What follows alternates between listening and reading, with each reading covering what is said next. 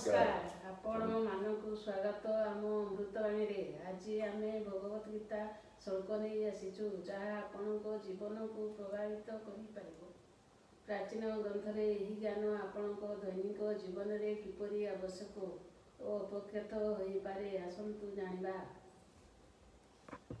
परित्यज्य मामेक शरणं भज अहं त्वं सर्वपापेभ्यो मोक्षयास्यामि मां शुचः। सर्वधर्म को छाड़ी मोर शरण रे पश मु तुमको समस्त पापरू मुक्त करी तुम्हें शोक कर नाही।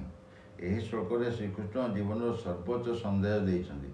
से कहउछन् जे मनुष्य निजर तुच्छ चिंता और भय को छाड़ी भगवान को शरण रे जाइतिले भगवान तांको समस्त पाप और दुखर मुक्त करिवे।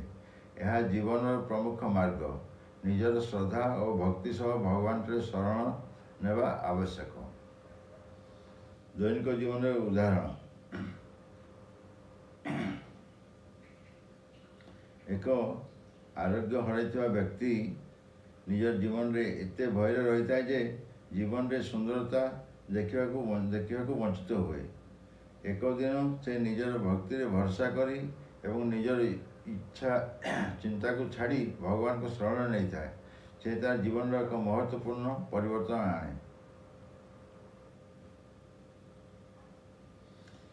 एक छात्र तार चारिपाखरे चापरे हराई थाए जेतेबेले से निजर अनुशासन और प्रार्थना सह भगवान को शरण नहीं थाए से आत्मशांति एवं निजर लक्ष्य प्राप्ति रे सक्षम हुए।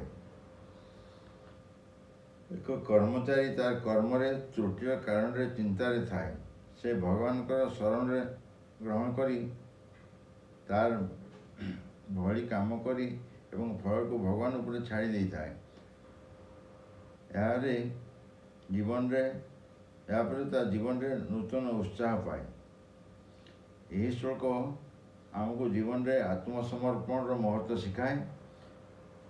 आपण को मतामत आमको कमेंट रे जणातु। आगामी दिन आउ एक श्लोक नहीं आसवा आम सहित जोड़ी रहतु। जय श्री कृष्ण।